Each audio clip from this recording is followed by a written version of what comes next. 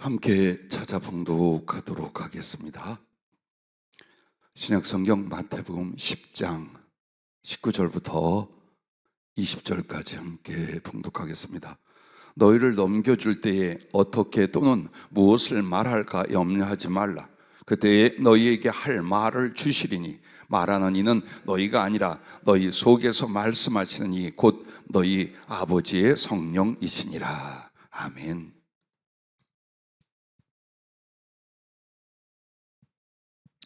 고린도전서 12장 8절 말씀입니다. 어떤 사람에게는 성령으로 말미암아 지혜의 말씀을, 어떤 사람에게는 같은 성령을 따라 지식의 말씀을. 아멘. 성령의 은사 두 번째 시간, 지식의 말씀 은사입니다. 지식의 말씀. 자, 지식의 말씀 은사가 무엇인가?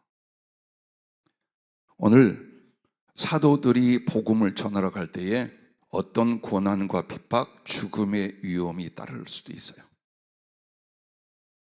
그래서 그들 앞에서 당황하고 어찌할 바 몰라 하지 마라. 그리고 어떤 말을 꾸미거나 만들려고도 하지 마라. 너희 속에서 말씀하신 이가 있을 것이다. 즉, 그 말씀을 주신 이는 아버지의 성령이시니라 라고 말합니다. 한마디로 하나님께서 전할 말씀을 주시는 은사가 바로 지식의 말씀 은사입니다. 그래서 이 지식의 말씀의 은사 첫 번째는 성령으로 계시의 말씀을 주신다라는 것입니다. 오늘 신약교회, 요즘 교회에서는 계시라는 말을 쓰면 큰일 나는 것처럼 생각합니다. 그 이유는 성경이 계시라는 말을 절대로 쓰지 말라라고 한 것이 아니라 중구난방 혼란스럽기 때문에 계시라는 단어의 쓰임은 성경이 기록될 때 그 성경이 기록된 내용 안에서 계시라 하고, 이렇게 신학적 교리적 약속을 한 겁니다. 실제로 그러면 계시란 없느냐? 그렇지 않아요.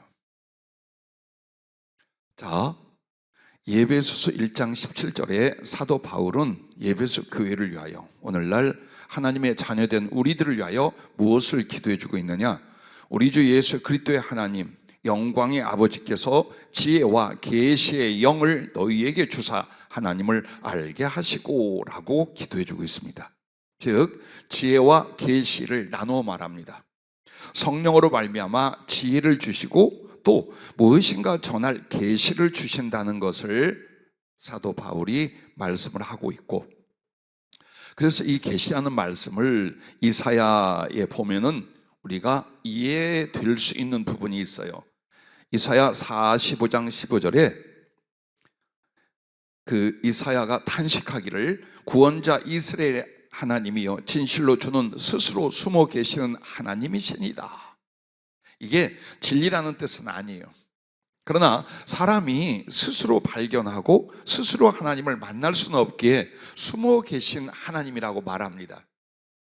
근데 그에 대한 대답으로 이사야 45장 19절에는 나는 감춰진 곳과 캄캄한 땅에서 말하지 아니하였으며 야곱의 자손에게 너희가 나를 혼돈 중에서 찾으라고 이르지 아니하였노라. 나 여호와는 의를 말하고 정직한 것을 알리느니라 라고 대답을 하십니다.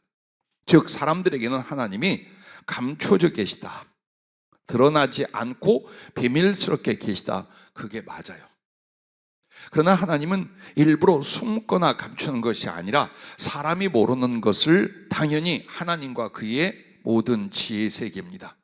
그래서 그 모르는 사람들과 세계에 하나님께서 당신과 당신의 지혜의 말씀을 나타내 깨달아 알게 해주실 때 그것을 계시라고 말하는 것입니다. 그래서 구약시대의 선지자들에게도 여호와의 말씀이 임하신다라고 나옵니다. 선지자 에레미야의 예를 들면 에레미야 1장 4절부터 이렇게 말합니다. 여호와의 말씀이 내게 임하니라.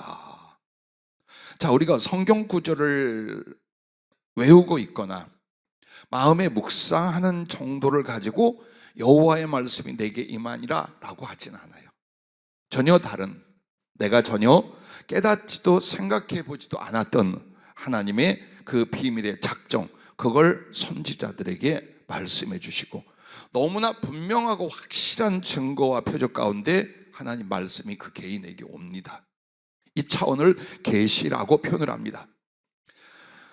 내가 너를 모태에 짓기 전에 너를 알았고, 네가 배에서 나오기 전에 너를 성별하였고, 너를 여러 나라의 선지자로 세웠노라 하시기로 내가 이르되 슬프도소이다. 주 여호와여 보소서, 나는 아이라 말할 줄을 알지 못하나이다 하니, 여호와께서 내게 이르시되 너는 아이라 말하지 말고 내가 너를 누구에게 보내든지 너는 가며 내가 네게 무엇을 명하든지 너는 말할지니라. 아멘.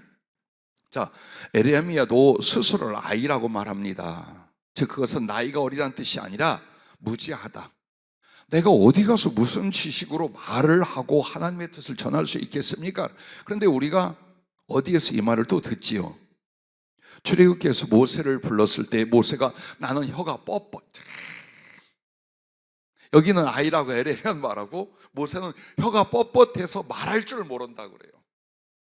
그런데 하나님께서 오늘 이 마태복음 10장 제자들에게 이런 말씀처럼 그들에게도 같이 말한 거예요. 내가 너에게 말을 줄 거다. 전할 말을 내가 너한테 넣어줄 거야. 너는 가서 그대로 말하면 돼 라고 말합니다. 이렇게 해서 성령으로 계시의 말씀을 주셔서 전하게 하는 것, 바로 이 은사입니다. 자, 교회 시대에도요, 하나님의 비밀의 말씀을 계시가 되도록 주시는 말씀 은사로 나타납니다. 그래서 고린도전서 14장 26절부터 33절을 보면요, 고린도전서 14장은 방언과 예언에 관해서 자세히 비교하고 풀어진 장이에요. 12장이 성령의 은사들에 대해서 나오고 그 은사로 사역하는 것들이 나오면 13장은 그 큰 은사를 사모라고 했는데 이보다 더 좋은 건 사랑이라고 가르치는 내용입니다. 그리고 14장으로 가면 다시 신령한 것을 사모하며 특별히 예언을 하라고 말합니다. 그렇게 해서 방언은 자기 유익을 구하나 예언은 다른 사람과 교회의 덕을 구한다 하며 이렇게 비교를 해요. 그런데 그 가운데에 어떤 내용이 있냐면 이런 말씀이 있어요. 그런즉 형제들아 어찌할까? 너희가 모일 때 각각 찬송시도 있으며 가르치는 말씀도 있으며 계시도 있으며 방언도 있으며 통역함도 있나니 모든 것을 덕을 세우기 위하여 하라. 만일 누가 방언으로 말하거든 두 사람이나 많아야 세 사람이 차례를 따라하고 한 사람이 통역할 것이요, 만일 통역한 자가 없으면 교회에서는 잠잠하고 자기와 하나님께 말할 것이요. 자, 계시에 관한 것과 조금 다른 내용입니다만 방언에 대한 말이 나와서 이걸 오해할 것 같아요. 만일 통역한 자가 없으면 교회에서 잠잠하고 자기와 하나님께 말할 것이요, 이게 교회에서는 방언 기도 하지 말라가 아니라 대표 기도로 하지 말라. 자, 무엇인가 대표 기도를 하고 나와서 남을 위하여 기도해 주는데 방언으로 해버렸어. 그럼 아무도 통역한 사람은 못 알아듣는 거예요. 그래서 개인적으로 우리가 합심 기도하고 개인 기도할 때는 교회에서든 집에서든 방언 기도를 많이 할 수 있어요. 괜찮아요. 단 공개적이고 대표적인 기도할 때에 방언을 하면 통역하는 사람이 없다면 못 알아듣으니까 그렇게 하라라고 설명을 부연해 주는 내용입니다. 자, 그리고 29절에 보면 예언하는 자는 둘이나 셋이나 말하고 다른 이들은 분별할 것이요. 즉 예언의 영, 예언이 임했어요. 그럼 그것을 말을 하는데 어떤 사람은 그걸 분별하는 거예요. 이게 진짠가 가짠가, 무슨 뜻인가, 무슨 의도인가, 이걸 또 영적으로 분별하는 사람이 있어야 된다라고 말해요. 많은 사람이 막 예언이 이제 임할 때는. 그래서 이렇게 계속 말씀을 합니다. 만일 곁에 앉아있는 다른 이에게 계시가 있으면, 자, 예언이라고 말하더니 지금은 뭐라고 하냐, 계시라고 또 말을 하고 있습니다. 계시가 있으면 먼저 하던 자는 잠잠할지니라. 너희는 다 모든 사람으로 배우게 하고 모든 사람으로 권면을 받게 하기 위하여 하나씩 하나씩 예언할 수 있느니라. 예언하는 자들의 영은 예언하는 자들에게 제재를 받나니 라고 말합니다. 이렇게 예언에 관한 것과 계시에 관한 것을 섞어서 사도 바울은 말씀을 했어요. 그렇다면 여러분, 예언이라는 것은 뭐냐? 예언이라는 것은 사람이나 세상에 장래 되어질 일들이에요. 그럼 계시는 뭐냐? 이보다 더 중한, 더 비밀스럽고 중한 하나님의 예언이나 예언적인 말씀이라고 생각하시면 돼요. 사도 바울이 의도했던 건 그런 부분이에요. 그래서 사실 우리가 그 계시의 말씀이라고 하려면 요한계시 5장 1절부터 4절에 보면 하나님 아버지로부터 7인으로 봉인이 된 두루마리를 이렇게 가지고 계신데 누가 받아 그것을 이렇게 열어서 공개할 사람이 없어서 요한이 막 울었다고 나옵니다. 그런데 일찍 죽임을 당하신 어린 양 예수께서 그 두루마리를 받고 그 인봉을 떼기에 합당하시는 찬양이 나와요. 바로 이런 걸 가르쳐 말하는 거예요. 그게 성경과 전혀 상관없는 내용이 아니에요. 요한계시록이 제일 어디에 많이 나오냐? 이사야서에 많이 나와요. 그리고 심지어는 다니엘서나 에스겔서에도 나와요. 창세기에 관한 것도 계시록에 나와요. 한마디로 이미 성경에 언급되어 있거나 예언되어 있거나 언약되어 있는 내용들을 더욱 구체화해서 이제는 어디 마지막 시대적으로 역사적으로 그걸 딱 공개를 한 거예요. 그래서 계시라 하면 전혀 성경에 없는 어떤 걸 말하는 게 계시가 아니에요. 하나님의 더욱 깊고 중한 비밀을 공개해내는 지식의 말씀, 이 부분을 계시라고 말하는 것이 옳습니다. 자, 그렇게 해서 하나님은 사도 요한에게 그 비밀을 공개하여 주신 것처럼 오늘날에도 얼마든지 주의 종들이나 우리 성도들이 성령께 잡히고 지혜와 지식의 말씀 은사에 가까이 가면 충분히 계시적인 말씀들을 받을 수가 있다라는 걸 여러분 믿고 사모할 수 있기를 바랍니다.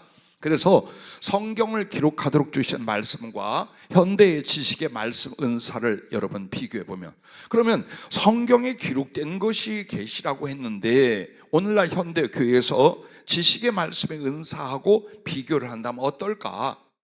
베드로후서 1장 19절부터 베드로 사도는 성경에 대해서 이렇게 말합니다. 우리에겐 더 확실한 예언이 있어. 성경을 예언이라고 지금 말하는 거예요. 어두운 데를 비추는 등불과 같으니 날이 새어 샛별이 너희 마음에 떠오르기까지 너희가 이것을 주의하는 것이 옳으니라. 먼저 알 것은 성경의 모든 예언은 사사로이 풀 것이 아니니 예언은 언제든지 사람의 뜻으로 낸 것이 아니요 오직 성령의 감동하심을 받은 사람들이 하나님께 받아 말한 것임이라 라고 분명히 기록된 성경은 성령의 감동으로 된 하나님 말씀이다. 그런데 그것을 계시라고도 하고 그 장래사를 말함으로 예언이라고도 지금 표현을 하고 있어요.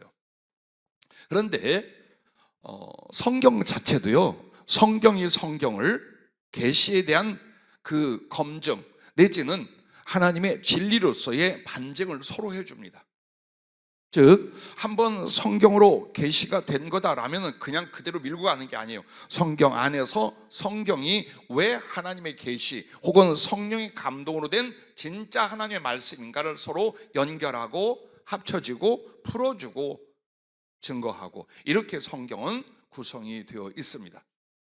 그래서 한마디로 많은 성령의 예언이나 지혜나 지식이나 혹은 계시나 이런 것들이 이제 주어진단 말이에요. 그런데 중요한 건 이 계시되어 있는 우리가 가지고 있는 성경인 이후 계시의 말씀, 즉 교회 시대에 나오는 계시의 말씀 예언을 포함한 계시의 말씀에 대하여 다림줄과 저울이 되는 거예요. 여러분 건축할 때에 다림줄이라는 건요, 절대로 벽을 쌓아 올리고 수직을 만들 때에 이 다림줄을 움직여서 만들지 않아요. 아무리 별의별 건축물을 만들어도 다림줄은 어때요? 변하지 않아요. 항상 거기에 맞춰서 벽을 쌓기도 하고 건축을 하는 거예요. 그렇다면 이렇게 성령으로 주어지는 모든 말씀의 세계에 대하여 이것이 진리다, 하나님께 나온 성령의 말씀이다 라고 할 수 있는 게 뭐냐? 성경이라 이 말이에요. 그 성경이 다림줄 역할을 하는 거예요. 치우쳤는지 잘못됐는지 올바른지 그게 예언이나 지혜와 지식의 말씀이나 혹은 계시라 할 만한 내용이 있다 할지라도 무엇으로 검증하고 분별하느냐? 이미 기록되어져 있는 성경 말씀으로 하는 것입니다. 그래서 이 성경으로 기록된 계시를조차도 정말로 서로가, 즉 한마디로 요한계시록은 이사야서에 제일 많이 나와요. 그리고 주님도 창세기의 말씀, 시편의 말씀, 이사야서 등등을 다시 주님 시대에 그것을 말씀을 해요. 그렇게 해서 서로 성경을 보완하고 분별케 하고 확실케 하고 이런 역할을 하고 계십니다. 은혜스럽고 재미있는 사건 하나를 여러분에게 소개하고 다음으로 넘어가겠습니다. 지혜와 지식의 말씀 은사에는 어떤 것들이 있는가 한번 보십시오. 예수님, 우리 하나님의 그 보좌에 대해서 요한계시록 4장 3절부터 6절에 나와요. 하늘에 하나님의 보좌, 거기에 앉으신 하나님의 영광, 그리고 그 주변에 대해서 나옵니다. 특별히 여러분과 내가 요새 말씀에 관한 걸 듣다가 하나님의 보좌가 어디에 있느냐, 수정 같은 유리 바다라는 그 물로 표현되어 있고 속은 구름으로 되어 있는 그 위에 있다는 것을 여러분과 나는 들어서 알 거예요. 그런데 이것을 주님이 그 자기를 상징으로 나타냈던 장면이 있어요. 주님이 계실 때에 그걸 성령이 일러주지 않으면 사실은 나도 몰랐어요. 근데 어느 날 기도할 때 주님이 이 장면을 말씀해 주는 거예요. 아하, 그렇겠구나 라고 여러분도 짐작이 갈 거예요. 마태복음 13장 1절부터 4절에 보면 그날 예수께서 집에서 나가사 바닷가에 앉으시매, 여기 바다는 갈릴리 호수입니다. 큰 무리가 그에게로 모여들거늘 예수께서 배에 올라가 앉으시고 온 무리는 해변에 서 있더니 예수께서 비유로 여러 가지를 그들에게 말씀하여 이르시되 씨를 뿌리는 자가 뿌리러 나가서 뿌리를 쇠에 더러는 길가에 떨어짐에 새들이 와서 먹어버렸고, 자, 이렇게 해서 하나님 말씀이 씨로 뿌리자는 말씀에 관한 말씀을 하러 어디로 갔느냐, 갈릴리 바닷가에서 주님이 배를 띄고 배 위에 올라앉아서 해변에 있는 사람들에게 이 말씀을 가르친 거예요. 이것을 학자들이 아주 분분하게 말을 합니다. 그 이유는 사람들이 옹이하고 복잡하니까 주님이 좀 사람들과 거리를 떼러 나가신 거다, 이렇게 말하고, 어떤 사람도 이런 것까지 과학적으로 증명을 했어요. 바다에서 말을 하면 소리 전달이 잘 된대요. 그래서 산을 배경으로 사람들을 두고 당신은 바다 쪽에 물 쪽에 들어가서 말씀을 함으로 오디오도 없고 마이크 앰프도 없는 때에 소리가 잘 들렸을 거래요. 여러분 생각은 어떠셔요? 둘 다 맞아요. 그런데 더 중요한 건 하나님 보좌는 어디에 있어요? 수정 같은 유리 바다 위에 있어요. 그리고 그 위에 있는 분은 바로 하나님이셔요. 지금 하나님의 본체요, 하나님의 영광과 형상이신 예수께서 육신을 입고 이 땅에 오셨어요. 그러므로 그분이 하나님의 본체이시며 그분이 머물거나 앉으신 곳은 보좌예요. 그리고 그 보좌는 어디에 있어요? 수정 같은 유리 바다 위에 있어요. 이렇게 하면 이제 설명 안 해도 짐작이 가셔야죠. 지금 주님은 갈릴리 바다를 바로 수정 같은 유리 바다, 말씀의 모든 것은 수정 같은 유리 바다로 모형을 보여주시는 거예요. 그리고 비록 보잘것없는 배지만 거기에 누가 계셔요? 하나님의 본체요, 형상의 영광이신 예수께서 계셔요. 그럼 그 배가 뭐다? 수정 같은 유리 바다 위에 있는 하나님의 보좌라 그 말이에요. 그러면 사람들이 저 나사렛 예수가 누구냐라고 할 때 무엇을 성경은 계시하여 기록하고 있는 거예요? 지금 비록 초라한 나사렛 예수 청년의 모습으로 그 조그만 배 위에 올라가 설교를 하고 말씀을 전하고 있지만 저분이 누구냐? 하나님의 본체요, 하나님의 아들이시요. 오늘 이 세상에 하늘의 작정과 구원의 비밀을 가지고 그것을 계시의 말씀으로 전하고 있는 하나님 당신이다. 그걸 나타내는 모형이랍니다.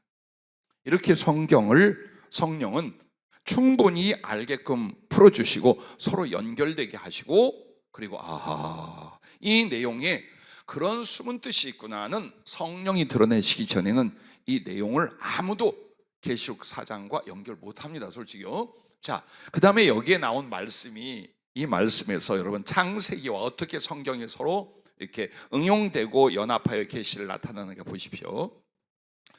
여러분이 창세기 4장 16절 17절에 보면 요셉이, 어저께 말씀을 나눴던 요셉이 감옥에 갇혔을 때예요. 그리고 거기에 바로 왕의 관원, 술을 맡은 관원과 떡 맡은 관원장이 들어왔어요. 어떤 연유로. 그렇게 해서 술 맡은 관원장은 복직이 될 거라고 말해줬어요. 그러니까 떡 맡은 관원장이 자기의 꿈 얘기를 하는데 그 꿈이 뭐라고 기억 안 나요? 광주리에 떡을 잔뜩 실어가지고 가는데 공중에 새가 와서 그 떡을 몽창 다 먹어버렸어. 그래서 그 꿈의 해석은 며칠 뒤에 당신 목이 달린다, 즉 죽는다라는 꿈입니다 한 그대로 됐어요. 그런데 예수님께서 오늘 이 마태복음 13장 거기서 말씀의 그 씨 뿌리는 이야기를 할 때에 뭘 말하느냐? 뿌리를 새 덜어놓은 길가에 떨어짐에 새들이 와서 먹어버렸고, 이 내용을 풀어주기를 19절에 아무나 천국 말씀을 듣고 깨닫지 못할 때는 악한 자가 와서 그 마음에 뿌려진 것을 빼앗나니 이는 곧 길가에 뿌려진 자요. 즉 하나님 말씀이 이렇게 전해지지만 이걸 깨닫지 못하거나 관심이 없는 사람들은 공중의 새로 비유되는 마귀가 와서 그 말씀을 여러분 마음속에서 뺏어버려. 그래서 믿어 구원받지 못하게. 이 말은 죽게 만든다 이 말이에요. 자, 주님이 이 마태복음 13장 씨 뿌리는 부위에 그 길가에 떨어지는 씨에 대한 게 어디서 온 것 같아요? 창세기에서 온 거예요. 이처럼 하나님의 말씀이 성경이 계시로 기록되어 있지만 그 계시 자체도 나만의 독립적으로 하나님의 말씀이라 하지 않아요. 서로 연결되고 보완하고 응용하고 이렇게 해서 기록이 되고 있어요. 자, 재미있고 은혜스러운 것을 함께 나누고, 그래서 여러분이 어때요? 그 광주리 위에 있는 떡은 말씀에 대한 상징이에요. 근데 공중에 새가 와서 먹어버린다는 건 말씀의 씨를 빼앗아감으로 구원을 받지 못하게 한다는 거예요. 그처럼 그 떡 맡은 관원장은 가서 죽임을 당해요. 그래서 그 내용을 주님이 길가에 씨 뿌려진 비유로 말하는 거예요. 만약 하나님 말씀을 듣고 교회를 다니면서도 말씀이 이 속에 없거나 그 말씀이 깨달아지지 않는다, 즉 나의 완악함이나 세상적인 기질 때문에 말씀이 의미가 없어진다는 거예요. 들어도. 그러면 마귀가 그걸 싹 빼앗아 절대로 믿음을 갖고 거룩한 영적 성숙을 이뤄 구원에 이르지 못하게 한다. 이 내용을 말씀하시는데 그 내용이 어디에 있었어요? 바로 창세기 40장에 있었더라. 이렇게 서로 계시의 말씀이 서로 보완하고 증거하고 이렇게 합니다. 그리고 또 이게 있어요. 주님의 그 제자 바울의 시대도 자기가 계시로 받은 것과 자기 지혜의 의견으로 개진하는 말씀이 있어요. 그래서 무조건 성령을 많이 받은 사람 말하면 다 계시다 아니고, 그래서 바울은 고린도서 7장 25절 26절에 이런 말씀을 해요. 처녀에 대하여는 내가 주께 받은 계명이 없으되 주의 자비하심을 받아서 충성스러운 자가 된 내가 의견을 말하노니 내 생각에는 이것이 좋으니 곧 임박한 환난으로 말미암아 사람이 그냥 지내는 것이 좋으니라. 자, 신앙생활 잘하는 우리 자매들, 처녀들을 어떻게 할까, 이 질문들이 많이 나왔어요. 그래서 거기에 대해서 계명이 없다는 건 하나님이 직접 계시로 지시해준 이렇게 하라는 말씀을 나는 아직 못 받았다. 그러나 내가 당신을 보기에 하나님께 충성되고 신실한 종으로 본다면 내 개인적인 의견은 이와 같다. 환난도 가까이 왔고 또 이 땅에 있어봐야 죄짓고 고통받고 하니 그냥 그대로 자기 위치에 있어라. 과부이거든 그냥 과부로 가라. 하나님을 경외하고, 처녀인데 부모가 있다면 그 부모가 꼭 시집을 보내려고 할 필요 없다. 그 말씀을 이어서 해요. 근데 이것은 누가 하는 것? 성령의 계시가 아니라 내가 당신들을 위하여 의견을 내는 것이다. 이렇게 구별을 하고 있어요. 자, 이렇게 함으로 여러분이 계시 왜 지금 제가 여기저기를 언급해 주느냐? 계시에 대한 오해나 혹은 무시를 넘어서게 하려는 거예요. 우리가 배운 건 계시하면 절대로 그런 말 하면 안 된다. 교회에서 이제 이렇게 배웠어. 왜? 계시는 성경 66권 외에는 없다. 근데 성경에 성경 66권 외에는 하나님의 계시가 없다라는 내용은 전혀 없어요. 그러면 어떻게 해요?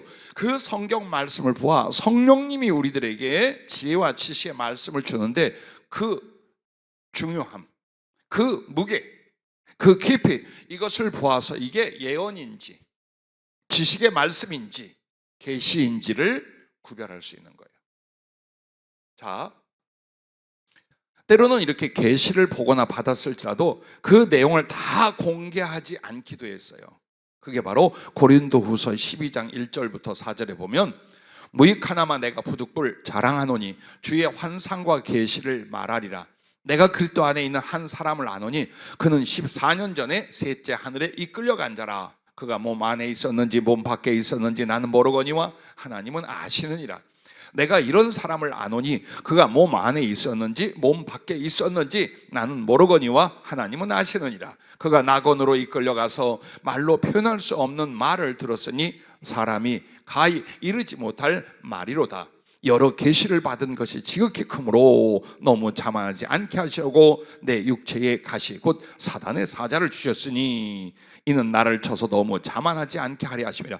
이 내용을 말하면서 자기가 얼마나 큰 하나님의 계시나 능력을 받았는가를 빗대었어 말이에요. 어느 사람이라고. 그런데 사실은 여기에 공개하지 않은 게 뭐예요? 그 천국에 가서 들은 말들, 보고 들은 것들에 대해서는 말을 하지 않아요. 어쩌면 이 편지 안에 다 담기가 어려워서이거나 아니면 성령이 아직 공개하지 말라라고 할 수도 있어요. 옛날에 어느 기자가 저를 찾아와서 왜 사도 바울은 천국을 공개하지 않는데 목사님은 공개를 합니까? 그래요. 참 멍청한 질문이에요. 총신대학원 후배야, 기자가. 그래서 그걸 질문이라고 해요. 그래서 이야기를 해주고, 이것은 비밀로 가리우라는 게 아니라 그가 그냥 천국을 다녀온 것에 대한 이야기를 게재할 뿐이고 계시록에는 왜 다 말했느냐? 계시록에는 왜 적나라하게 말씀하고 있느냐? 어느 하나님이 천국을 가리우고 안 알려주고 하느냐? 모든 성경과 하나님이라면 충분히 천국을 공개하고 사모하게 만들어 믿어 구원받게 하지 그걸 말이라고 하냐라고 따진 적이 있어요. 왜냐하면 제가 천국을 경험한 이야기를 했는데 사실 그 내용은 다른 게 아니었어요. 요한계시록에 나와 있는 그 내용들로서 하늘나라가 어떤 의미와 어떤 은혜를 주는지에 대한 성경으로 풀어낼 수 있는 그 내용을 보고 온 게 있어요. 그래서 정말 우리에게 아무리 세상이 혹은 우리 기독 신앙이 연약해지고 세상이 악해진다 할지라도 여러분과 나의 희망은 뭐냐? 하나님의 성령이셔요. 이 진리의 말씀을 주시고 이 말씀을 이루어 살 수 있도록 진리의 영 성령이 여러분과 교회에 함께 계십니다. 그리고 그 성령은 지금 이 시대에도 얼마든지 하나님의 깊고 비밀한 것을 세상에 공개하거나 책망하거나 증거하여 하나님의 살아계신 것과 그 종들에 전하는 복음이 진리라는 걸 증명하시는 줄로 믿으시기를 바랍니다.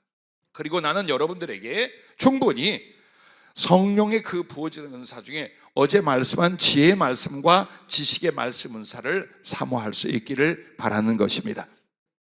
자, 이렇게 해서 성령으로 말미암아 계시의 말씀을 주시는 게 지식의 말씀의 은사라면, 그 다음에 두 번째는 성령으로 직접 전할 말씀을 주시는 은사예요. 사도행전 2장 14절부터 베드로의 설교가 나옵니다. 성령 충만을 받고 모여와서 이상하다, 낮술에 취했느니 막 비난한 사람들에게 그리스도의 구속을 구약 성경을 인용하여 설명하고 성령 주실 것도 요엘서를 인용하여 전부 다 지혜와 지식의 은사로 설교를 합니다.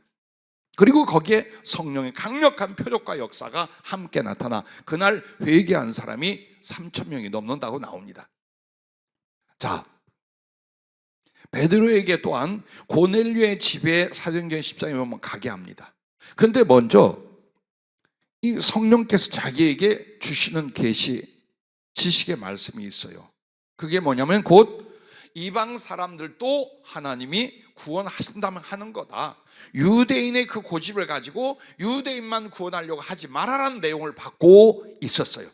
그때에 고넬료의 집에서 사람을 보내요. 우리도 기도하는데 우리 주인님이 천사를 만나 천사가 당신이 이 근처에 와 있으니까 모셔다가 말씀을 들으라고 했습니다 해가지고 가서 거기에서 예수 그리스도의 구속에 관하여 말씀을 전할 때 성령이 있는 사람 전부에게 임하더라, 이렇게 말씀을 합니다.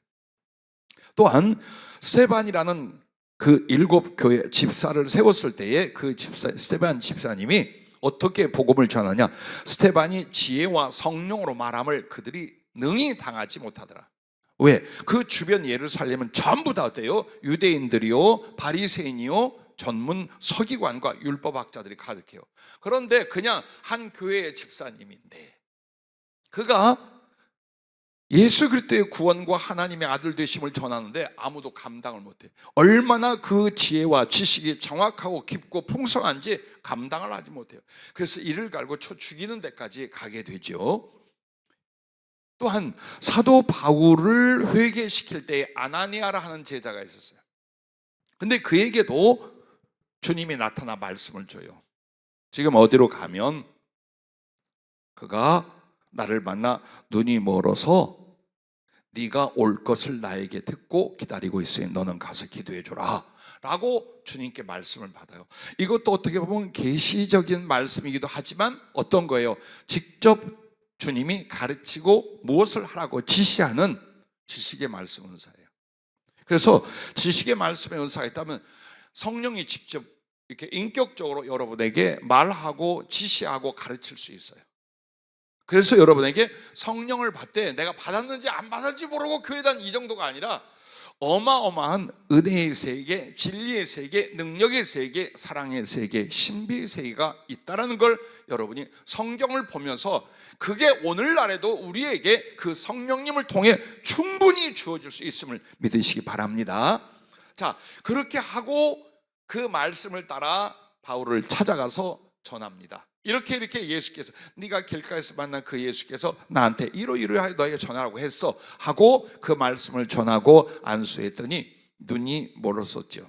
그 눈이 비늘 같은 게 벗어지고 성령으로 충만하게 되었더라 이렇게 말합니다. 그러므로 내가 받는 것도 지식의 말씀의 은사 가운데 받고 그 내용을 가서 어떻게 해요? 전할 때도 지식의 말씀의 은사로 그걸 정확히 전하는 거예요.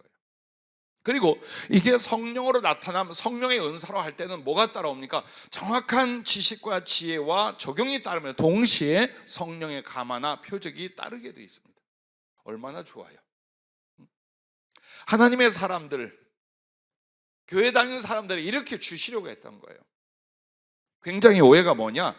이건 옛날 성경에만 기록이 되어 있고 오늘 시대도 안 돼. 그리고 어떻게 터부시하는지 몰라요.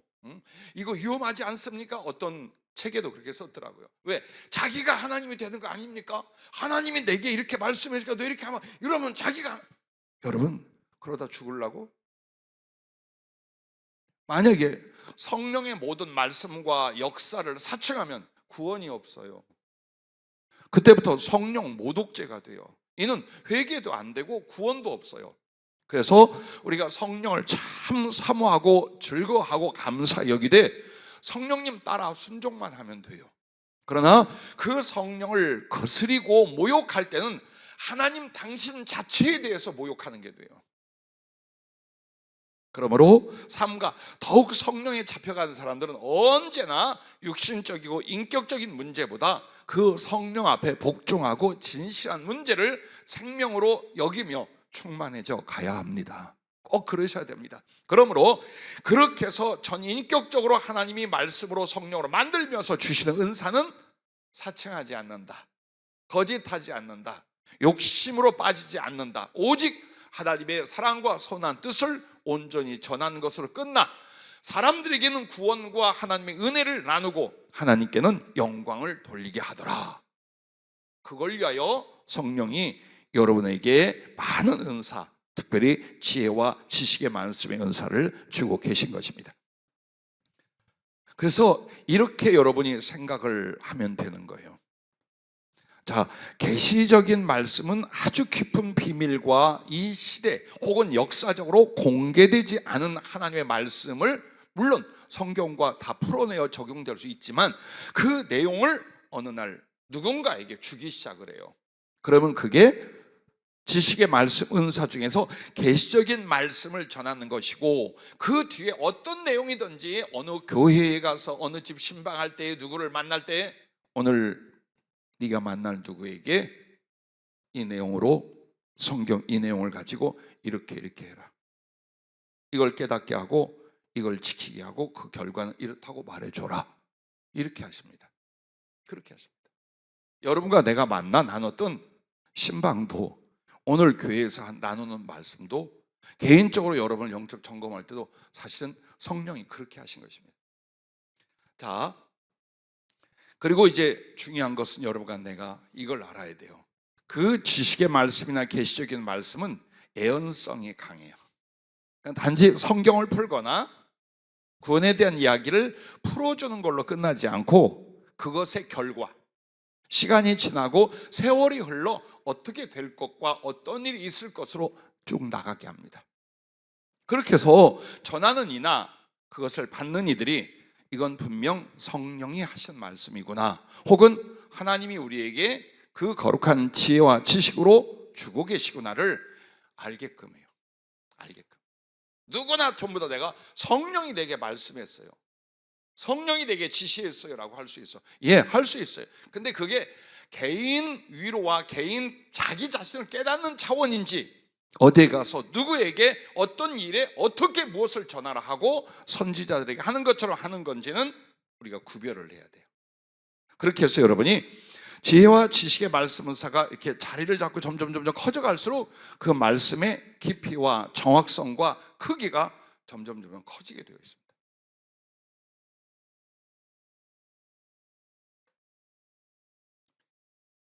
내가 40년 동안 강단에서 쌍화차 마셔보긴 참인데, 우리 김영환 전사님 내가 손수 얼마나 정성해. 그 귀에서 강단에 올려라 했지. 꼭 드시고 싶으면 드셔도 됩니다. 아, 힘이 난다. 고맙습니다. 자, 이렇게 해서 정리를 하면 지식의 말씀 은사는 계시적인 하나님 말씀에 깊이 있는 걸 전하기도 하고, 그 다음에 어디에 가서 누구에게 어떻게 전하라 라고 합니다. 그래서 여러분과 내가 항상 어디로 가든지 그저 내가 가서 뭐라고 전할까, 뭐라고 설교할까, 뭐라고 전도할까, 뭐 어떡하지, 그렇게 하게 안 해요. 미리 기도하면 주님이, 혹은 주님이 먼저 정확하게 전하게 해서 그것을 회개케 하거나 혹은 믿게 하거나 하나님의 뜻을 받아들일 수 있도록 그렇게 만드십니다. 자, 사실은 성령이 많은 은사와 능력을 부어주실 때에 계속해서 우리 목사님들, 또 신학 공부하는 전사님들, 사모님들이 저희 개척한 처음 교회에 우리 교회 식구가 20명이 채 안 될 때예요. 막 시작해서. 근데 오시는 분들은 30-40명이 넘어가고 있었어요. 그래서 매일 저녁에 기도회와 집회를 했어요. 사실 내게는 굉장히 버거웠어요. 아무리 설교의 달인이라도 매일 설교를 만드는데 누구를 대상으로요? 목사님들, 사모님들 대상으로 하네 이거. 이게 쉬운 일이겠어요? 그래서 하다가 어느 날 주님, 아니 많은 것을 예언으로 지혜로 가르쳐 주시는데 무엇을 전할지 설교도 주님이 좀 가르쳐 줄 수 없습니까? 그러니까 바로 환상이 딱 열리더니 강대상 앞에가 하얀 벽이 나타나요. 그러더니 주님이 흰 옷을 쩍 써니 받아 적어라 하시고 설교 제목을 적어주면서 하나하나로 불러주기 시작을 하는 거예요. 그렇게 시작이 됐어요. 너무 좋아서 주님, 아니 난 이런 은혜나 이런 은사가 있는 줄도 몰랐어요. 이거 주의 종들이나 복음 전할 사람들 너무 필요한 건데 왜 이렇게 희귀했어요? 그때에 뭐라고 하시느냐? 그들이 믿지를 않는다. 이 시대의 기독교 목회자나 성도들이 그렇게 예수께서 성령으로 직접 말씀을 준다라는 걸 안 믿는답니다.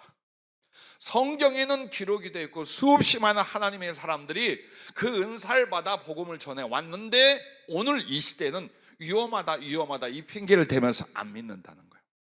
안 믿으면 성령은 임의에 역사할 수가 없어요. 제일 중요한 건 성경에 나와 있는 내용을 이 말씀 내 거다 하고 진실로 받아들이고 거기에 상하는 기도와 순종이 있다면 성령은 얼마든지 여러분에게, 즉 주의 종이나 평신이나 상관없어요. 얼마든지 부어줄 수 있어요. 그래서 제일 중요한 건 전하는 말씀, 듣는 말씀이 성경을 근거로 해서 준 말씀이냐 아니냐, 이것만 우리가 분별하고 그렇다면 어떻게 됩니까? 그 말씀은 내 겁니다. 아멘입니다. 주여, 내가 이왕 예수 믿는데 주님 만나고 싶고 주님과 교제하고 싶고 주의 말씀 듣고 깨달아 이거 전하는데 목숨 바치고 싶습니다. 이렇게 여러분이 하시면 되는 거예요. 자, 그리고 세 번째로는 성령으로 성경을 풀어 가르치게 합니다. 성경을 이제 가르치는 쪽으로 가는 거예요. 자, 다시 정리하면 계시적인 중하고 비밀스러운 걸 성령으로 주실 때 이것도 지식의 말씀의 은사 안에 있고, 그 다음에 어디 가서 누구에게 어떤 내용을 전하라 라고 주님의 제자들에게 오늘 마태복음 10장에 말한 것처럼 그렇게 주시기도 하고, 그 다음에 이미 기록된 성경을 풀어내는데 그걸 옆에서 성령이 일러주는 거예요. 좀 전에 여러분과 내가 나눴던 주님 보좌 이야기와 마태복음 13장의 이야기가 어떻게 연결이 되는지, 어떻게 그것이 증거가 되는지, 창세기하고 마태복음의 연결은 어떻게 되는지 얼마든지 가르쳐, 그리고 그것을 어떻게 전하고 어떻게 적용하고 어떻게 풀어서 지금 저 필요한 영혼들에게 어떤 내용을 똑같은 성경이라도 그들에게 근본을 풀어주시고 또한 적용을 풀어주시는 거예요. 그래서 내가 목사님들과 신학도들에게 한번 이런 얘기를 했어요. 성경 말씀을 풀 때에 가장 중요한 것은 보편적인 해석을 택해라. 2000년 기독교 역사가 그 성경은 이런 내용이라고 이 사람 저 사람 이 시대 저 시대에 항상 말해왔어요. 다 성령에 잡힌 사람이고 성경을 연구했던 사람이고 신앙 양심 있는 사람들이 세워놓은 보편적인 해석, 그걸 택해라. 그런데 그 해석은 나무 줄기라면 여기서부터 나오는 수없이 많은 가지들이 있는데 그게 바로 지혜의 적용이다. 똑같은 성경 내용이라도 이 내용을 이렇게 적용하고 저렇게 해석하고 저렇게 풀고 이렇게 적용할 수 있는 건 성령님의 지혜의 권한과 범위예요. 그래서 내가 배우기는 이 내용은 이런 내용이라는데, 만약 그게 보편적인 해석이라면 줄기일 뿐이에요.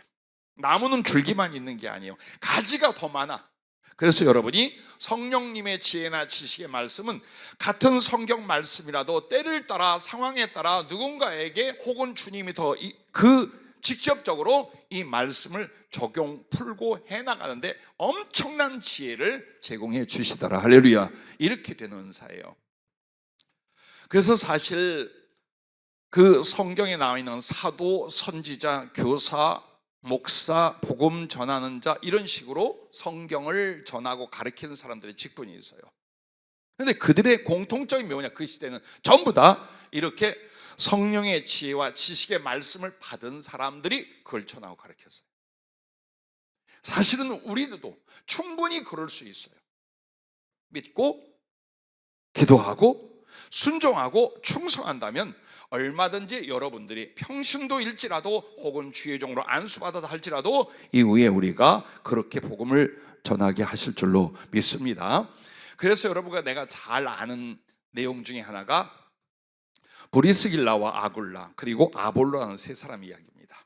사도행전 18장 24절부터 28절에 보면 브리스길라와 아굴라 이 부부가 사도 바울을 만나서 그렇게 말씀을 받고 성령을 받아요. 그래서 사도 바울에게 있는 그 성령의 지혜와 지식의 말씀 은사가 이 부부에게, 사업하는 부부에게도 다 쏟아져 들어온 거예요. 그 장면이 어디에 나오냐?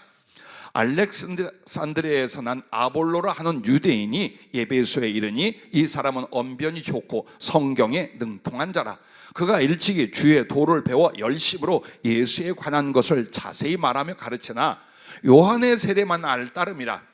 그가 회당에서 담대히 말하기를 시작하거늘 브리스길라와 아굴라가 듣고 데려다가 하나님의 도를 더 정확하게 풀어 이르더라.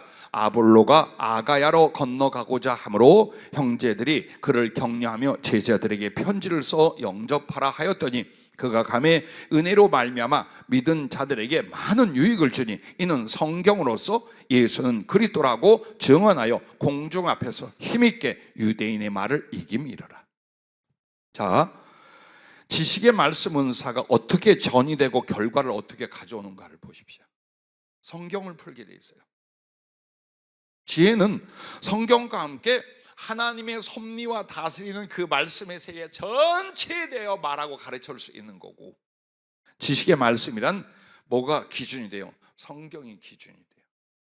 정확하게 성경이 기준이에요. 그래서 여러분이 성경의 지식과 성경에 대한 사모함이 없으면 지식의 말씀의 은사, 지혜의 말씀 은사는 죽었다 깨도 안 옵니다. 왜? 말씀 은사라고 했잖아요.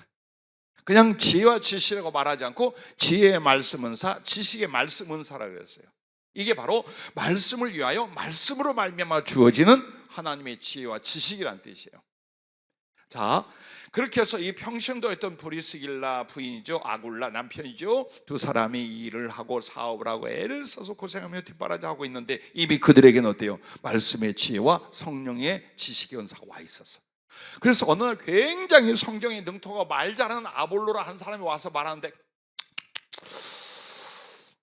저기까지인가? 사람이 진실해 보이는데 좀 짧네 하고, 이 전문 교사, 전문 율법사, 전문 복음전도자 이리 좀 오세요 하고 자기 집을 데려가요. 그리고 아볼로도 참 겸손하죠.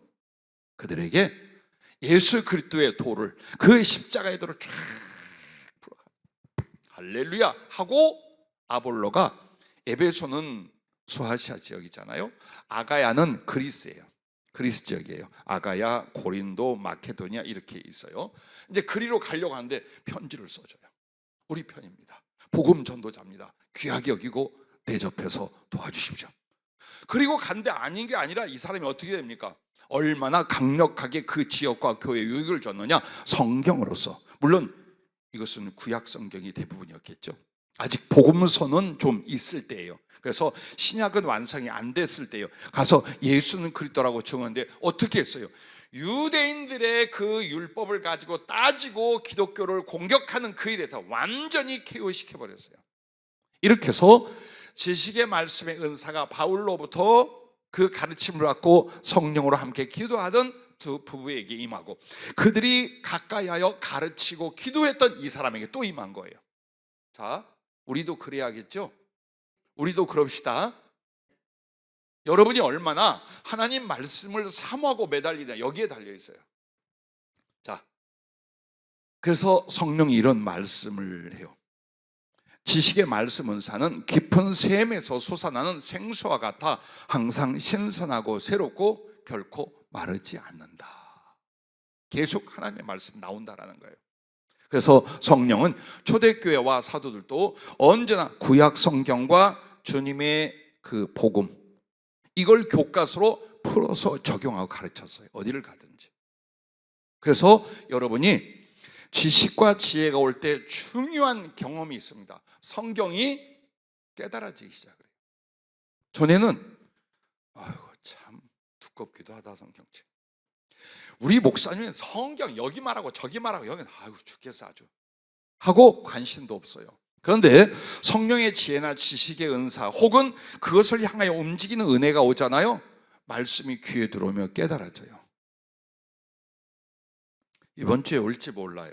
우리 김은미 전사님하고 같이 그 박사 과정을 공부하는 젊은 목사님이 있는데 지금 이 내용들을 다 이렇게 전해줘서 계속 듣는데 눈이 열리고 귀가 열린다고 그래요. 이제는 목사님이 뭔가를 말씀하면 그 다음이 어떤 내용인가 막 와닿는데, 그래가지고 점검을 부탁을 하더라고요. 예, 영적 전이, 성령의 전이가, 말씀의 전이가 일어나는 거 맞아요. 나는 그렇게 고마운 하나님의 은혜도 감사하지만 여러분에게, 우리 식구들에게도 넘쳐날 수 있기를 주의 이름으로 축복합니다. 자, 이렇게 해서 지식의 말씀의 은사는 계시적인 깊이 있는 것, 그 다음에 어디에 언제 누구에게 전하라는 선지자의 말씀, 그 다음에 성경을 더 깊고 지혜롭고 적용할 수 있도록 성령으로 말미암아 가르칠 수 있게 하는 것, 이렇게 세 가지예요. 이게 바로 지식의 말씀의 은사입니다.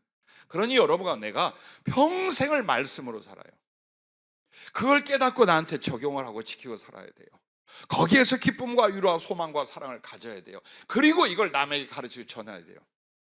그런데 우리는 얼마나 성령님과 성경에 대하여 외면하고 살았는가를 보십시오.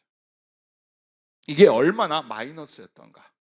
그러나 어제도 그 말씀 나눴죠. 깨닫는 그때가 시작이다. 시작하면 뒤의 것은 잊고 앞으로 여러분이 받고 이루실 은혜를 향하여 전진해 갈 수 있기를 바랍니다. 자, 그러면 두 번째로는 여러분과 이걸 생각해 봅시다. 지혜와 지식의 말씀 은사로 감당한 직분들이 있어요. 즉 우리는 그냥 이렇게 교회 오래 다니셨으면 어느 정도 되면, 그리고 또 신학을 공부하고 나면 그렇게 해서 집사님도 세우고 권사님도 세우고 장로님도 세우고 전도사, 강도사, 목사님들 막 세워요. 그런데 성경에서 특별히 초대교회에서는요 그렇게 안 했어요. 기준이 뭐냐? 성령과 지혜, 믿음, 충만한 사람. 이것이었어요. 성령과 지혜와 믿음이 충만한 사람. 이 사람들을 전부 다 그 직분을 성령이 주셨어요. 그래서 고린도전서 12장 후반에 나오지만 에베소 4장 11절부터 14절에 보면 이런 말씀이 있습니다. 그가 어떤 사람은 사도로, 어떤 사람은 선지자로, 그는 주님이겠죠. 어떤 사람은 복음 전한 자로, 어떤 사람은 목사와 교사로 삼으셨으니. 자, 교회에 왜 이 직분을 삼았는가? 가르쳐서 영혼들로 하여금 구원을 얻고, 즉 이는 성도를 온전하게 하여 성숙하게 장성해, 구원에 대하여 지식에 대하여 인격에 장성하게 한다 이 말이에요. 봉사의 일을 하게 하며. 자, 내가 하나님께 은혜를 받고 구원을 받았으면 이제 그것으로 교회 안에서 형제들과 나아가 이웃들에게 하나님의 선한 일을 하고 복음을 전하는 일을 하고 이렇게 봉사하게 하며 라고 말합니다. 그리고 그리스도의 몸을 세우려 하심이라. 그것은 교회가 하나님의 말씀과 성령과 그 순종의 덕으로 말미암아 교회가 성장할 수 있게 만든다 입니다. 우리가 다 하나님의 아들들을 믿는 것과 아는 일에 하나가 되어 온전한 사람을 이루어 그리스도의 장성한 분량이 충만한 데까지 이르리니, 이렇게 하시려고 사도, 선지자, 교사, 복음 전하는 자, 목사 뭐 이런 사람들을 세웠다라는 거예요. 지금 그걸 말씀하고 있는 거예요. 왜? 그냥 내버려두면 교회를 다녀도 이는 우리가 이제부터 어린아이가 되지 아니하여 사람의 속임수와 간사한 유혹에 빠져 온갖 교훈의 풍조에 밀려 요동하지 않게 하리. 이렇게 된다 이 말이야. 아주 육신적이고 세상적이고 이런 말 저런 말해. 아니 왜 이단에 꼭 교회 다니는 사람들이 넘어가니? 그만큼 우리가 진리를 성령으로 그 앞에 서지 못하면 별의별 유혹이나 온갖 말도 안 되는 소리나 혹은 세상의 풍조나 흘러가는 것들에 대하여 교인들이 어때? 거기에 담뿍 빠져서 못 나오는 거예요. 그래서 사랑도 믿음도 구원도 잃어버리게 만든다는 거예요. 그렇게 아니하기 위해서 성령의 지혜와 지식을 가지고 감동과 능력을 가진 하나님의 사람들을 교회에 세운다. 그들이 바로 사도, 선지자, 교사, 복음 전하는 자 혹은 목사 등으로 세운다. 이렇게 성경에 딱 말씀을 하고 있어요. 그래서 고린도전서 12장 4절 보면 은사는 여러 가지다 성령은 같고, 직분은 여러 가지다 주는 같으며, 또 사역은 여러 가지다 모든 것을 모든 사람 가운데서 이루시는 하나님은 같으니. 이 말은 성령의 은사가 있고 교회 안에 직분이 있고 그리고 그 일하는 사역이 있다 이 말이에요. 근데 이걸 뭘로 하느냐? 받은 은사로 했어요. 주신 성령으로 말미암아 어떤 직위와 직분을 갖고 거기에 맞는 사역과 결실을 이뤄내게 만들었어요. 이게 교회에서 했던 일이에요. 근데 지금은 이거 말도 못 꺼내잖아요. 그러면 교회에 아무도 안 남아있을까 봐. 그러나 여러분과 내가 하나님의 단 한 번 진리를 진실하게 믿고 시행하고 떠나고 하면 성경대로 하셔야 돼요. 우리가 교회에서부터 우리의 모든 신앙생활과 나아가 세계 선교며 모든 선교 기업과 복음 전파 일들을 어떻게? 성경대로. 그래서 오늘 너나 할 것 없이 하나님의 말씀에 대한 성령님의 지혜와 지식의 그 말씀 은사가 누구에게나 필요하다. 그리고 누구에게든지 주시려고 한다는 것, 이것을 꼭 기억하시고 사모할 수 있기를 바랍니다. 그러면 여러분, 사도는 어떤 급이었습니까? 주님과 함께 있었기도 했지만 함께 있지 않았던 바울도 되지요. 그것은 뭐냐? 주님께서 성령으로 직접 그에게 큰 일을, 복음 전파의 큰 일을 위하여 주시는 은사나 권능이 가장 크게 주어져요. 그들을 가르쳐 사도라고 했어요. 그 다음에 선지자들은 성령으로 주로 예언을 하고 하나님의 말씀을 전하는 역할을 주로 하는 바로 그 역할들이었어요. 그 다음에 교사는 아까 말한 것처럼 성경을 성령의 지혜로 잘 풀어서 가르치는 거 아주 쑥쑥들이 가르쳐서 영혼을 변화시키고 양육을 시킨 바로 이 일이었어요. 목사는 그 은사들과 말씀을 가지고 목회를 하고 한 교회를 돌보는 역할이에요. 복음 전도자는 이제 나가는 거예요. 길거리로 나가고 다른 지역으로 이 나라 저 나라 다니면서 복음을 전하러 가는 거예요. 그래서 그때는 복음 전도자라는 직분이 있었고 사역이 있었어요. 그래서 그들이 어디를 갈 때마다 교회의 천거를 받아서 이거 가짜 아니다, 어느 교회에서 보증하는 진짜 예수 믿는 사람이요 진리를 옳게 성령으로 전하는 전도자입니다, 도와주세요 하면 전부 다 먹이고 입히고 재우고 뒷바라지 해주고 했었어요. 자, 우리가 그 시대에 안 살았지만 이 시대에 그럴 수 있기를 바라요. 여기저기에서 그게 무슨 소리냐, 어렵다 힘들다면 우리 교회라도 그렇게 되기를 바라요. 우리가 다 못하면 우리의 후배와 우리의 제자, 우리의 자녀들이 바로 이 예루살렘 교회 초대교회 사도와 같이 그 사랑스러운 믿음의 성령의 사람들처럼 그렇게 주 오실 때까지 거룩한 충성과 영적 맥을 이어갈 수 있기를 바랍니다. 그게 성령이 우리 교회를 세우시는 뜻이에요. 그냥 우리끼리 어쩌다 만나고 좀 은혜 나고 그게 아니에요. 그래서 가장 중요한 게 여러분이 정말 믿음과 기도, 순종과 비전을 통하여 어떻게 성령께 잡힐 거냐, 이것이 열려져 있고 계획되어 있어요. 나는 그래서 젊은 청년들이나 청소년, 또 이제 어쩌면 신앙생활 제대로 시작합니다, 초신자급인 우리 성도들도 있어요. 괜찮아요, 상관없어요. 이 말씀 붙들고 그렇게 기도하고 그렇게 가까이 나가면 얼마든지 성령의 지혜와 지식 혹은 하나님이 들어쓰실 지혜가 주어질 줄로 믿으시길 바랍니다. 할렐루야. 그래서 사도행전 13장에 보면 안디옥 교회에 선지자와 교사의 직분만이 있었어요. 여기저기서 내로라 하는 사람들이 몰려왔는데 거기에 바울도 있었고 바나바도 있었는데 그때만 해도 직분이 선지자나 교사 역할이었어요. 근데 성령으로 말미암아 금식하며 기도하다가 성령이 소아시아 지역으로 이제 선교 여행을 보냅니다. 그렇게 해서 사도행전 13장에서 14장 1절로 딱 넘어가니까 뭐라 하냐, 두 사도가 바울과 바나바를 가르쳐 사도의 직분을 성령이 임명했음이 나타나요. 즉 이 말을 여러분에게 왜 소개하느냐, 우리의 직분은 은사의 크기에 따라서 점점 하나님의 들어 쓰시는 것이 커지더라. 할렐루야. 그걸 성경은 말하는 거예요. 그걸 평생에 이 직분과 이 봉사 이 사역만 한다, 그게 아니에요. 여러분과 내가 하나님 말씀과 성령이 얼만큼 내 안에 깊게 충만히 들어오느냐에 따라서 주님이 성령이 골라서 이 사람을 더 높은 위치에 더 중요한 자리에서 그 일을 감당할 수 있게 만드는 거예요. 그래서 여러분과 내가 육신의 힘과 육신의 것들로 하나님 나를 들어 써주시고 할 게 아니에요. 진리와 성령으로 말미암아 여러분이 더 충만해지려고 하세요. 그래서 하나님이 기쁘게 쓰시되 여러분은 그 나라와 그 의를 구했을 뿐인데 나머지 모든 것을 하나님이 더해준 역사가 교회와 가정에 일어나기를 주의 이름으로 축복합니다. 할렐루야. 그래서 우리들에게 이 지식의 말씀의 은사를 받잖아요. 그럼 듣는 자들이 잘 깨닫게 되고 풀어 가르치지 못할 난제가 없어져요. 즉 성경 말씀이 하나님의 뜻에 대해서 나도 잘 모르겠어, 그 우리 목사님한테 물어봐, 이런 일이 없어요. 왜? 성령이 가르쳐 주게 됐어요.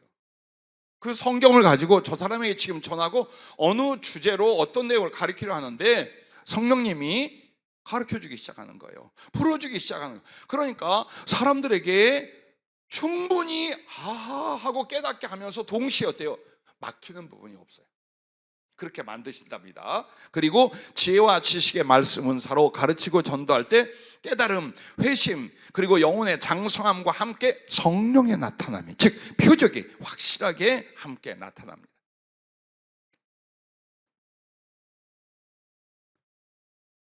부디 여러분과 내가 왜 이토록 자꾸만 지식의 말씀 은사를 깊게 다루느냐, 알아야 여러분이 사모해요.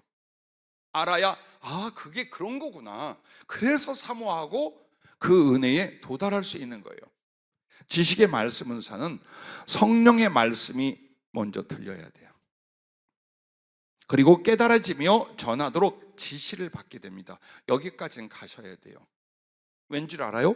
그렇게 되면 이 사람은 지금 한마디로 육신적인 사람이 아니야. 은사는 아직도 육신적인 생활과 생각을 가지고 있는 사람에게는 임하지 않아요. 그에게 혹시 믿을 수 있도록 혹은 거듭날 수 있도록의 성령의 은혜는 임할 수 있으나, 전문적으로 하나님의 지혜나 능력이나 그 깊이 하나님과 교통할 수 있는 건 언제부터냐? 최소한 기도를 통하여 성령님과 교제가 될 수 있는 이 상태부터예요. 그래서 여러분이 말씀 잡고 기도하고 주의 뜻을 따라 순종하려 하잖아요. 그럼 점점 성령님께서 지식을 기억하게 하고 생각나게 하다가 인격적으로 여러분하고 말을 나누기 시작해요. 마음을 나누기 시작해요. 이런 일이 실제로 벌어져요. 왜? 살아계신 하나님, 바로 그 영이 내 속에 들어와 계신데 어떻게 인격적인 실체로 나를 만나주지 않겠어요? 이게 못 느끼는 게 문제가 뭐냐? 우리가 닫혀 있는 거예요. 육이 먼저고 육의 생각과 비전이 먼저예요.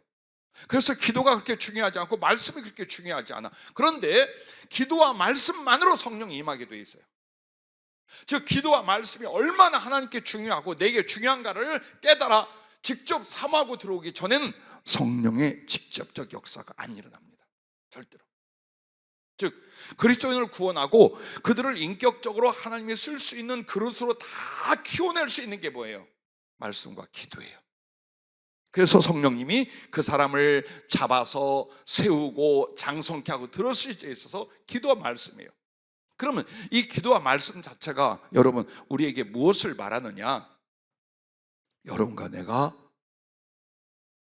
육적 사람에서 영적 사람으로서의 변화가 일어나야 된다. 여러분 그걸 가르쳐 말하는 것입니다. 그래서 언제나 여러분과 내가 주님 앞에 기도하고 엎드릴 때에 할 수만 있으면 성령과의 교제가 될 수 있는 데까지 사모함, 순종 혹은 깨닫고 들으라고 따르 등등을 통해 교제 속으로 들어가셔야 돼요. 그렇게 하면 점점점 하나님 말씀, 성령의 말씀이 들리고 깨달아지기 시작해요. 그리고 어느 날은 내가 깨닫고 적용했던 내용을 전하라고 하기 시작을 해요. 누구에게 전해라 혹은 설교할 때 이렇게 해라 하기 시작을 해요. 이게 지식의 말씀 은사가 이제 피어나는 거예요. 시작이 되고 있는 장면이에요. 그래서 여러분과 나에게 말씀의 지혜와 지식이 뛰어나게 되고 표적이 함께 나타나요. 그래서 듣는 사람들이 감탄을 합니다. 베드로와 요한이 담대하게 말함을 보고 그들을 본래 학문 없는 범인으로 알았다가 이상히 여기며 또 전에 예수와 함께 있던 줄도 알고 또 병 나은 사람이 그들과 함께 서 있는 것을 보고 비난할 말이 없는지라. 베드로와 요한은 고기잡이 어부였어요. 근데 어느 날 그들이 성경을 말하고 예수 그리스도를 적용하여 말하는데 입이 떡 벌어요. 나는 내 이야기를 하면 자화자찬 될까 봐 안 해요. 내가 돌보고 양육했던 믿음의 사람들 중에 정말 그냥 평범한 청년이었어요. 그냥 애기 엄마였어요. 심한 경우는 한글도 깨우치지 못한 청년이 너무너무 비참한 인생 가운데 떠돌이처럼 하다 우리 교회 왔었어요. 근데 그들이 성령 임하고 지혜가 임하니까 벌써 생각과 말이 180도 달라지는 거예요. 그냥 마음이 소탈해지고 경건해지는 거예요. 이 사람들의 말만 들으면. 그렇게 만들어요. 여러분 그렇게 만듭니다. 그냥이 아니에요. 성령이 주관하시는 지식과 지혜, 그리고 그 안에서 성령의 인격성이 자라나며 이걸 나누기 시작을 하는 이런 역사가 얼마든지 일어날 수 있음을 믿으시기 바랍니다. 그래서 여러분 지혜와 지식의 말씀 은사가 곧 성령의 검인 것입니다. 그러면 이제 마지막으로 여러분에게 지식의 말씀 은사를 어떻게 받는가 이 부분을 말씀드리겠습니다. 뭐니 뭐니 해도 첫째는 성경을 사랑하고 말씀 깨닫기를 세상 어떤 보화보다 더 기뻐하라, 이 부분입니다. 하나님의 모든 것은 말씀으로 시작이 돼요. 성령의 임하심과 들어쓰심도 충만케 함도 말씀에 달려 있어요.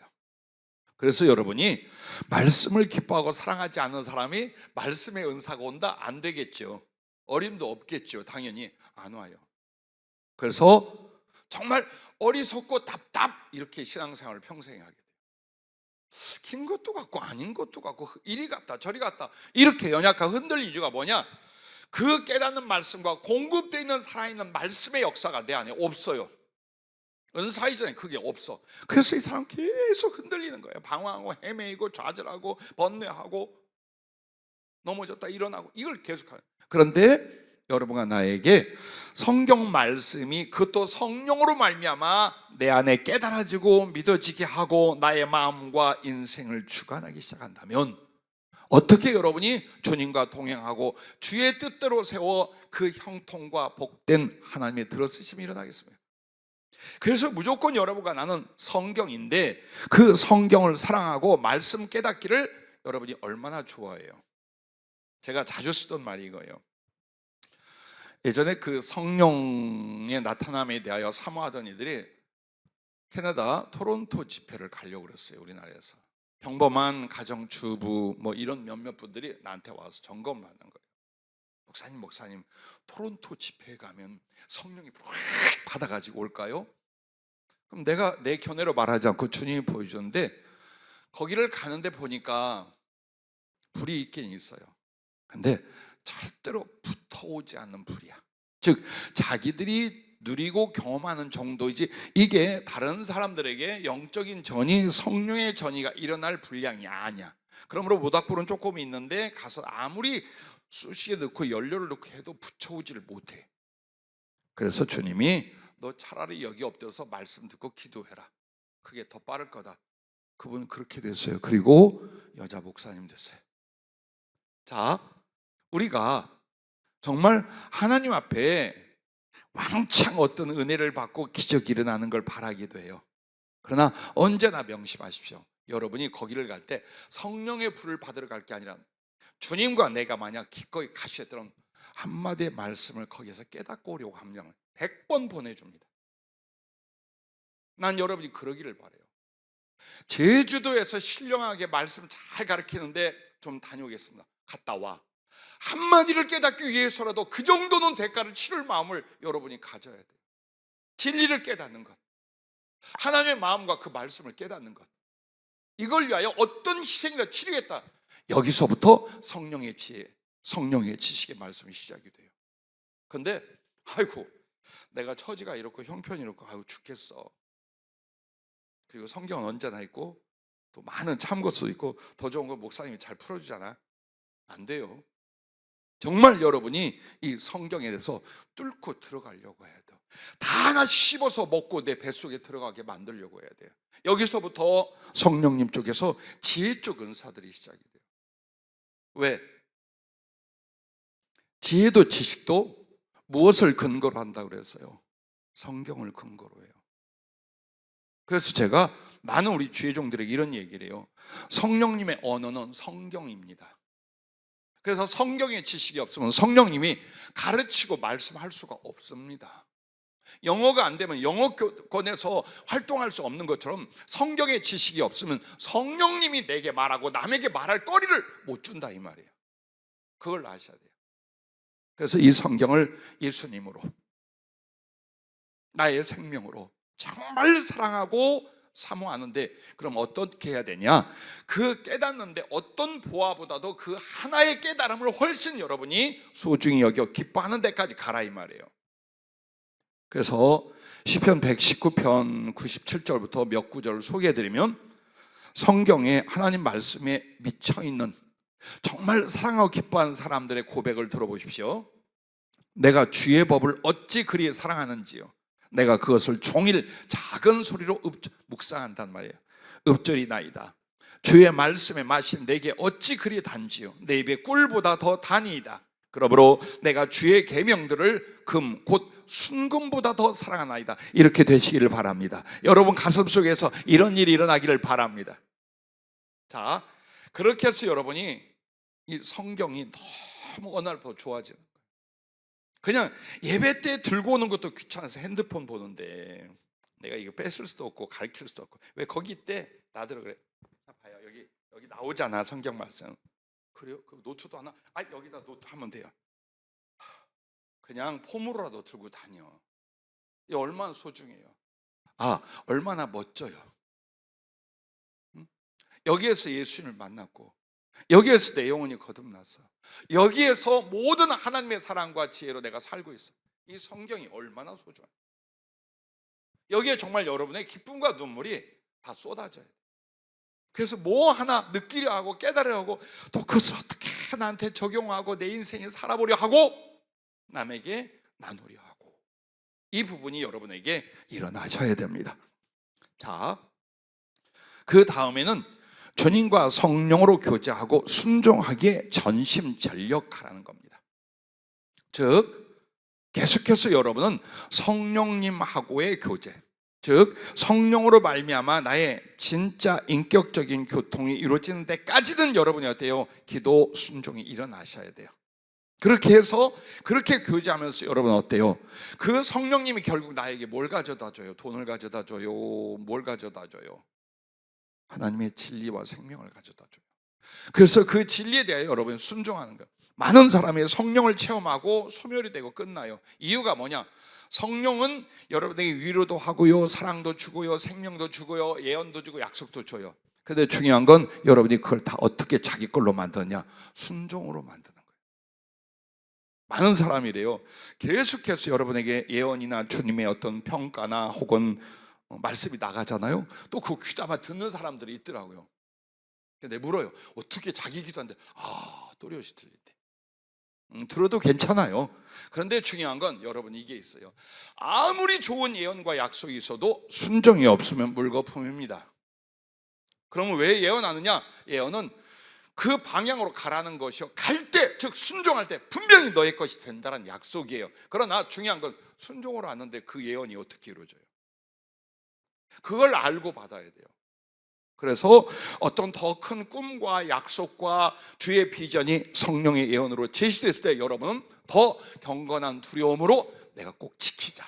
기도하라면 기도를 지키고, 순종하라면 순종을 지키고, 사랑하라면 사랑을 지키자. 이 의지와 실전으로 들어가면 그 약속은 이루어집니다. 그 예언은 이루어집니다. 할렐루야.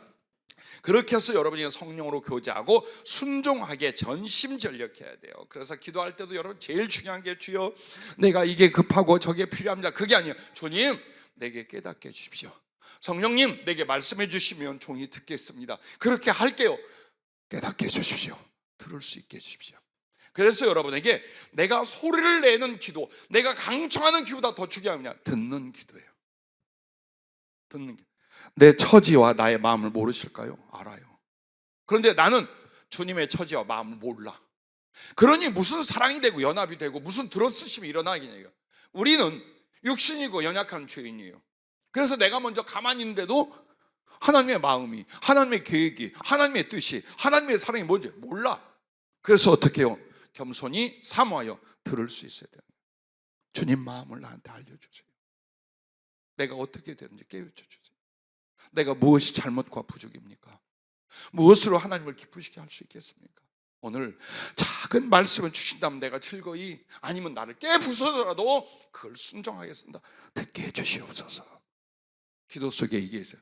방언을 하고 소리를 치면서도 할 수 있어요. 야 하면서 그 영은 그러잖아요. 주님 나를 깨닫게 해주시고 나를 지적해 주시고 그 말씀을 듣게 해주십시오.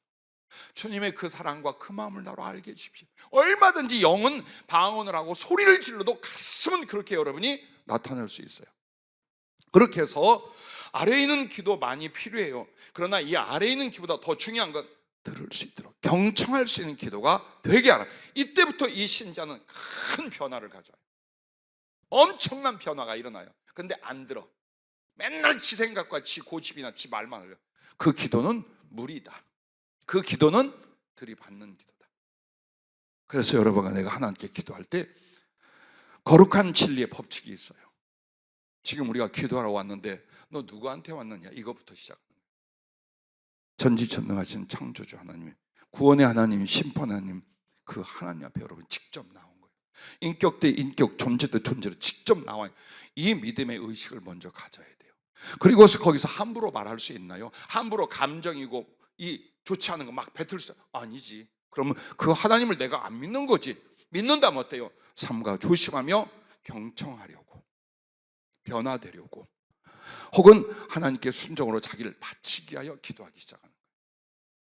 그렇게 해서 주님의 교제, 주의 말씀을 듣고 내 영이 순종과 사랑으로 조금씩 커져가면 그때부터는 여러분이 무엇을 기도해도 주님이 어때요? 다 들어주셔요. 왜? 욕심으로 그 사람 기도 안 해요. 정욕으로 기도하지 않아요. 성질로 기도하지 않아요. 주의 뜻을 따라 기도하기 시작해요. 그래서 그 구하는 것들이 하나님의 선하고 거룩한 뜻에 맞는 기도. 그래서 주님이 얼마든지 영혼이 성장한 사람에게도 얼마든지 그의 기도를 들어주는 역사가 일어나는 것을 믿으시기 바랍니다. 이렇게 해서 여러분이 말씀 듣고 순종하게 전심전력하는 게 두 번째입니다. 그리고 이제 세 번째로 말씀을 가르치고 복음 전하기에 목숨을 들여 충성해야 돼요. 즉 여러분이 이런 경우 있어요. 나 너무 바빠서. 그리고 이 시대가 참 부정적이면서 위태로운 게 뭐냐? 사람과의 접촉과 교제를 잘 나누려고 하네요. 인터넷, SNS, 미디어의 모든 것들이요, 혼자 즐기고 혼자 이걸 통해 인격적 만남 없이 나누려고 그래요. 나는 그래서 정말 지식과 정보에는 SNS나 인터넷이 굉장히 필요해요. 그러나 인격을 만드는 데는 정말 엉망진창이에요. 그래서 걷다가 서로 마주보니까 악한 소리 들어온 스타입니다. 나 이거 하나 물어볼게요. 연예인들이 성직자입니까? 하나씩 죽어가는 거 보지요. 물론 잘못했어요. 공인이란 이름으로 그들도 올바르게 살면 더 좋아요. 그러나 여러분이 연예인을 사랑하는 그들의 재능을 사랑하는 거예요. 나도 잘못하고 나도 죄 지으면서 TV에 좀 나고 내가 조금 응원했다고 그 사람을 죽이는 데까지 악플을 달고 욕을 해요. 이게 이 시대야. 그럼 또 왜 당하느냐? 그걸로 관종이야. 사람의 관심을 얻고 그걸로 먹고 살려고 그래. 그걸로 행복을 평가. 아니지요. 자기 개인의 문제고 거기에 하나님과 진리가 있으면 되죠. 그래서 인간관계는 나누려 하고 드리려 하면 되는 거예요. 근데 그들에게 어떤 평가를 받는지, 어떤 인기와 관심을 얻는지, 이게 생명이야. 그러니까 그게 끊어지니까 죽어버리는 거예요. 지금 이 세대가 그래요. 그래서 복음을 전할 때도 그렇게 훈련된 젊은 청년들과 세대들은 어떻게 합니까? 사람 마주대어 이렇게 말 나누고 마음 나누는 거 잘 못해요. 그리고 걸리잖아요. 못 참아. 사람을 되게 오래 참는 훈련들이 안 돼 있어요. 그래서 어른이고 뭐고 없어. 나한테 조금만 얹혀서 막 들받아. 이 시대예요. 나는 청년들과 청소년들에게 그런 걸 근래에서 알았어요. 왜? 수십 년 우리 세대 혹은 우리보다 앞세대 뒷세대는 됐어요. 그걸 미덕과 예절과 교양 혹은 사람의 됨됨이로 여겼잖아요. 근데 지금 시대는 못 참아. 나한테 왜? 왜 나한테 이런 말을 해? 이게 왜 그럴까요? 성령과 말씀이 없는 세대는 전부 다 그렇게 돼요. 그래서 우리가 성령에 잡히기 시작하면 2000년 전이냐, 이 시대냐, 구시대냐, 신시대냐가 아니에요. 똑같이 예수님의 말씀과 마음으로 인간관계와 사회관계와 하나님의 들어주심에 대하여 통일이 일어나기 시작하는 거예요. 가장 거룩하고 사랑스러운 그 무언가로 만들어지게 만드는 것, 이것이 성령이요 하나님의 말씀입니다. 그래서 여러분과 내가 나가 말씀을 가르치고 복음을 전할 때 어떤 것부터 만들어져야 돼요? 이 속에 예수님의 인격성이 만들어져야 돼요. 사람들을 기뻐하고 그들을 용납하고 그들을 위하고 혹은 그들의 연약함을 참아내고, 그렇게 해서 사랑이라는 하나님의 인격성으로 만들어지고 여러분이 사람을 만나면 얼마나 그들에게 감동과 구원의 역사를 많이 만들겠어요. 그렇게 해서 여러분이 정말 영혼을 사랑하고 말씀을 사랑하고 구원을 위하여 사랑을 위하여 자기를 헌신하기 시작한 이 관계 속에서 성령은 지혜와 지식의 말씀을 풍성하고 넘치도록 여러분에게 부어줌을 믿으시기 바랍니다. 할렐루야. 자, 오늘 본문 마태복음 10장 19절 20절도 그 앞에 17절 18절의 말씀 보면 말할 수 없는 핍박이 없고 죽음의 위험이 올 거라는 걸 말해요. 그 속에서 성령의 지식과 지혜 말씀을 준다 이 말이에요. 즉 복음을 위하여, 영혼 구원을 위하여, 하나님의 그 복음 전파의 말씀을 위하여 충성하지 않는 사람에게는 굳이 주님이 나타나시며 성령을 부어주시며 깊은 주님과의 그 지혜와 지식의 교감이 이루어질 필요가 없어요. 주님 보시기엔 그래요. 그것은 누구를 위한 거예요? 말씀을 사랑하고 말씀을 순종하고 이 말씀을 전하게 하여 자기를 기꺼이 드릴 수 있는 사람들에게는 주님이 어때요? 부족해도, 아직 섣불러도 미리 성령을 부어주고 지혜와 지식의 말씀을 충만히 줄 줄로 믿으시길 바랍니다. 그러므로 지혜와 지식의 말씀 은사를 여러분이 받아 충성하면 머리가 되게 하십니다. 머리가. 그것은 여러분이 어떤 하나님의 쓰신 일, 사역에 있어서 영적 지혜가 머리 되게 하신다는 거예요. 한번 보세요. 사회에서도 우리가 돈이나 권력이 머리 되는 것 같잖아요. 예, 일시적으로는 그래요.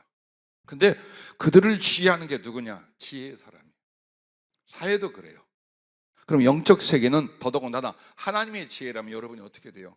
모든 일들과 모든 봉사, 모든 사업가에서 여러분이 머리로 쓰임을 받게 돼요. 세월이 간 뒤에다 깨달아요. 왜 나는 이 금그릇이 될 수 없었을까?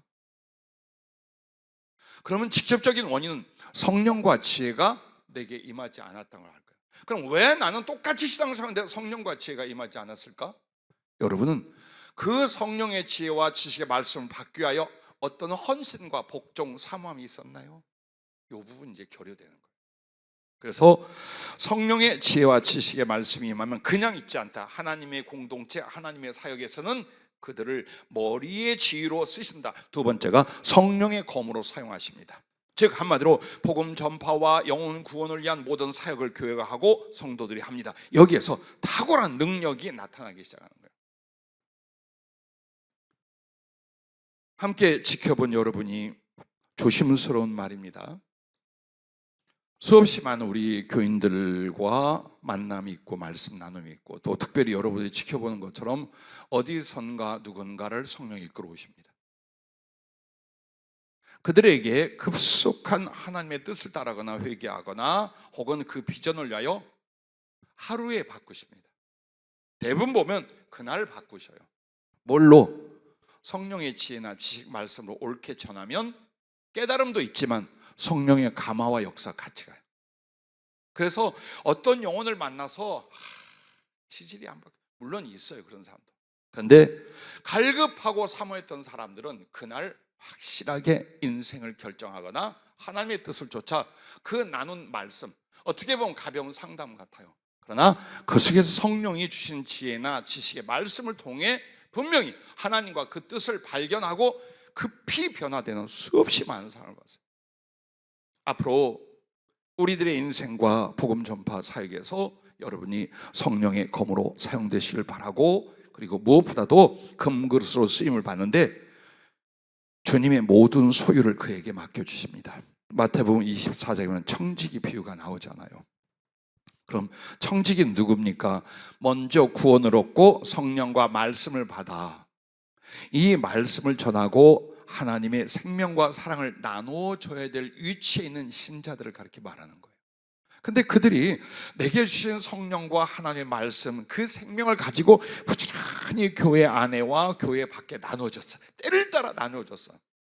이 충성됨을 주인이 왔을 때 보고 어떻게 하겠냐? 자기의 소유를 전부 다 그에게 맡길 것이니라 라고 말합니다. 즉 하늘의 신령한 것들과 땅에 하나님 나라를 위하여 쓸 수 있는 그 달란트들을 다 주신다 이 말이에요. 여러분과 내가 함께 필요한 성령의 지혜와 은사와 능력들과 그 권위들에 대하여, 그리고 땅에서 제발 두 가지 일로 저는 물질이 필요해요. 주님의 종과 사명자들 좀 마음껏 복음 전파와 영적인 일에만 힘쓸 수 있도록 뒷바라지 해주고 싶어요. 심지어는 그 자녀들까지. 그리고 나아가 굶는 사람들 먹이고, 헐벗은 사람들 입히고, 병든 사람 고쳐주고, 못 배운 사람 배우게 하고, 그러기 위하여 경제력이 필요해요. 이것도 우리가 만들어진 뒤에 그 말씀을 들고 나갈 때 주인이 맡겨주실 달란트의 한 부분이라고 생각해요. 오늘 주신 이 말씀, 어제 주신 지혜와 지식의 말씀 은사도 역시 하늘의 신령한 것으로 여러분에게 부어줘서 그렇게 사용할 줄로 믿습니다.